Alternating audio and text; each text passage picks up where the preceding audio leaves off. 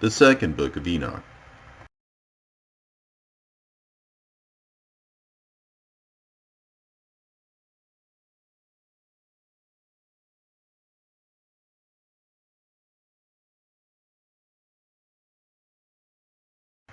Their faces were like the shining sun. Their eyes were like burning lamps. From their mouths fire was coming forth. Their clothing was various singing. Their wings were more glistening than gold.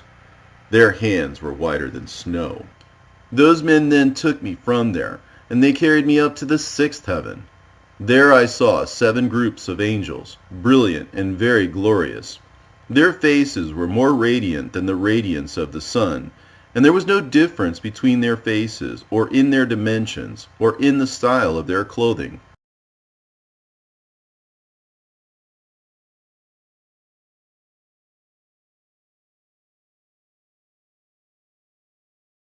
These are the archangels who are over the angels. These archangels harmonize all existence, heavenly and earthly.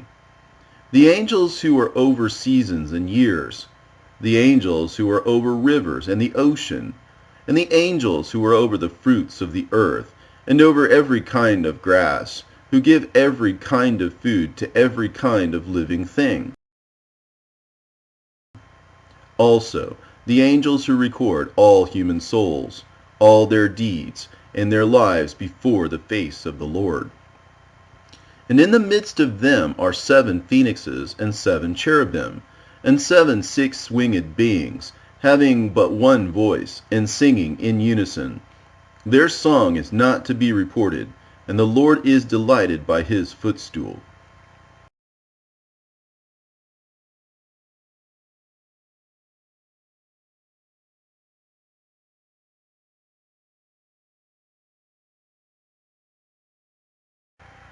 The Lord sent one of his glorious ones, the archangel Gabriel.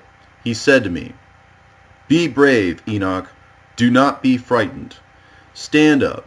Come with me and stand in front of the face of the Lord forever." Michael, the Lord's archistratege, lifted me up and brought me in front of the face of the Lord. And the Lord said to his servants, sounding them out, "Let Enoch join in and stand in front of my face forever." And the Lord's glorious ones did obeisance and said, "Let Enoch yield in accordance with your word, O Lord." I looked at myself, and I had become like one of his glorious ones, and there was no observable difference.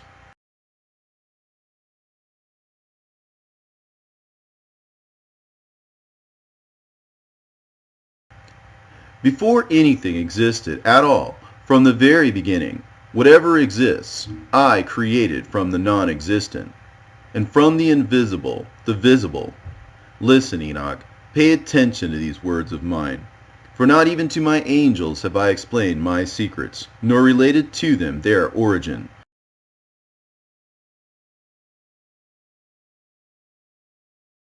Nor my endlessness and inconceivableness as I devise the creatures, as I am making them known to you today. The Lord called one of the senior angels, terrifying and frightful, and he made him stand with me. The appearance of that angel was as white as snow, his hands like ice, having the appearance of great frigidity. He chilled my face, because I could not endure the terror of the Lord, just as it is not possible to endure the fire of a stove and the heat of the sun and the frost of death. The Lord said to me, "Enoch, if your face had not been chilled here, no human being would be able to look at your face." And those men took me from there, and they brought me up to the 3rd heaven, and set me down there. And I looked downward, and I saw paradise, and that place is inconceivably pleasant. I saw the trees in full flower. Their fruits were ripe and pleasant smelling, with every food in yield, and giving off profusely a pleasant fragrance. In the midst of them was the tree of life. At that place where the Lord takes a rest when he goes into paradise. That tree is indescribable for the pleasantness and fine fragrance. and more beautiful than any other created thing that exists. From every direction it has an appearance which is gold-looking and crimson, and with the form of fire. It covers the whole of paradise and has something of every orchard tree and every fruit. Its root is in paradise, at the exit that leads to the earth. Paradise is in between the corruptible and the incorruptible.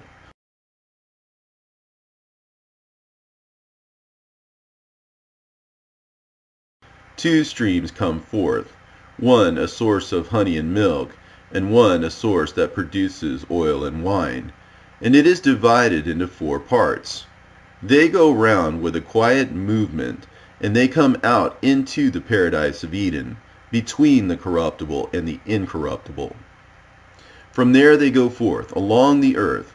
They have a revolution in their cycle, just like the other atmospheric elements.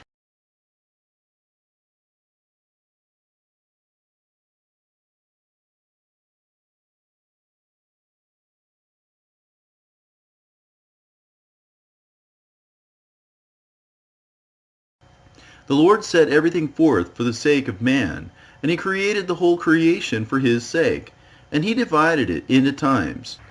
Behold, I have thought up a poem to recite. From invisible and visible substances I created man. From both his natures came both life and death. As my image, he knows the word like no other creature. But even in his greatest he is small, and again, at his smallest, he is great.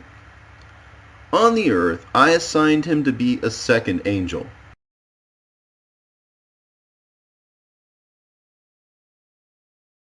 Honored, great, and glorious. I assigned him to be a king, to reign on the earth, and to have my wisdom. I assigned him 4 special stars, and called his name Adam. I gave him his free will. I pointed out to him the 2 ways, light and darkness. I said to him, "This is good for you, but that is bad," so that I might come to know whether he has love toward me or abhorrence, so that it might become plain who among his race loves me. Whereas I have come to know his nature, he does not know his own nature. This is why ignorance is more lamentable than the sin, such as it is in him to sin. And I said, after sin there is nothing for it but death. Adam, mother, earthly, and life. I created a garden in Eden, in the east, so that he might keep the agreement and preserve the commandment. I created for him an open heaven,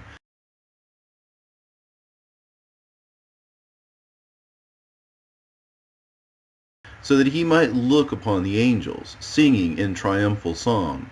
The light, which is never darkened, was perpetually in paradise. The Lord appointed him over everything as king. He subjected everything to him in subservience under his hand, both the dumb and the deaf, to be commanded, and for submission, and for every servitude, so also to every human being. The devil understood how I wished to create another world, so that everything could be subjected to Adam on the earth, to rule and reign over it. The devil is of the lowest places.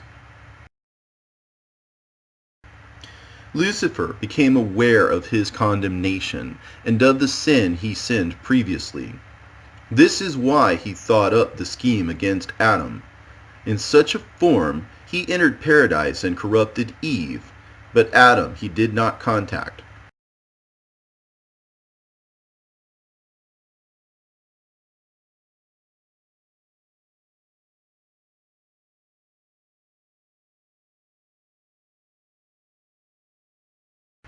On account of her ignorance, I cursed the ground and the serpent. I did not curse mankind nor any other creature, but only mankind's evil fruit-bearing. This is why the fruit of doing good is sweat and exertion. I said to him, "You are earth, and into the earth once again you will go, out of which I took you. I will not destroy you, but I will send you away to what I took you from. Then I can take you once again at my second coming." When the Lord sends out the great light, in that light there will be true judgment, without favoritism, for true and untrue alike, and no one will be able to hide himself then. Now, Enoch, whatever I have told you, whatever you have understood, whatever you have seen in the heavens, whatever you have seen on the earth, and whatever I have written in the books by my supreme wisdom, all these things I plan to accomplish. I created them from the highest foundation to the lowest, and to the end. There is no advisor and no successor to my creation. I am self-eternal, not made by hands. My thought is without change. My wisdom is my advisor, and my deed is my word. My eyes look at all things, and if I look at all things, then they stand still and shake with terror. But if I should turn my face away, then all things would perish. Give them the books of your handwriting. They will read them, and they will acknowledge me as the creator of everything. They will understand that there is no other God than myself. Let them distribute the books in your handwriting, children to children, family to family, and kinsfolk to kinsfolk. And they saw the daughters of men, how beautiful they were, and they took wives for themselves, and the earth was defiled by their deeds. They and the wives of men created great evil in the entire time of this age, acted lawlessly, and practiced miscegenation, and gave birth to giants, great monsters, and great enmity. This is why I shall bring down the flood onto the earth. I shall destroy everything, and the earth will collapse in great darkness.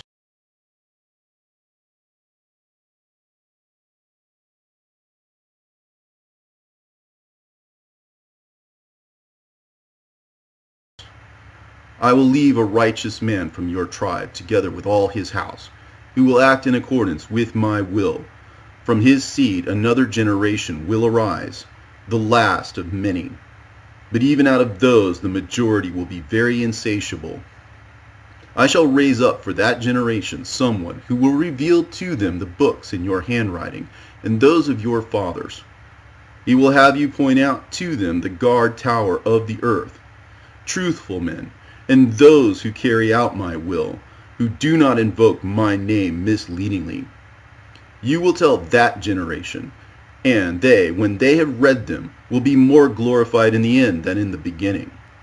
They will read and understand that there is no other God apart from myself, so that they may carry out all your instructions, and study the books in your handwriting, accurately and attentively. For the books are many, and in them you will learn all the deeds of the Lord. There have been many books since the beginning of creation, and there will be until the end of the age. But not one of them will make things as plain to you as the books in my handwriting. If you hold on firmly to them, you will not sin against the Lord.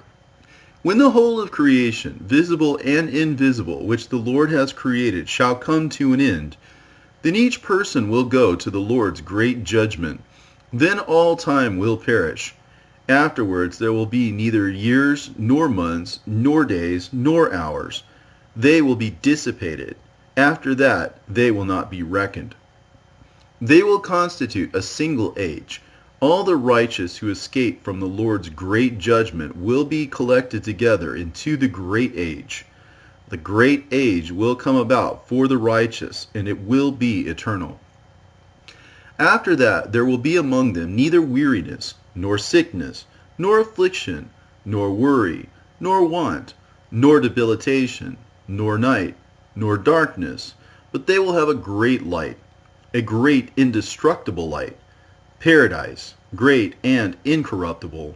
For everything corruptible will pass away, and the incorruptible will come into being, and it will be the shelter of the eternal residences.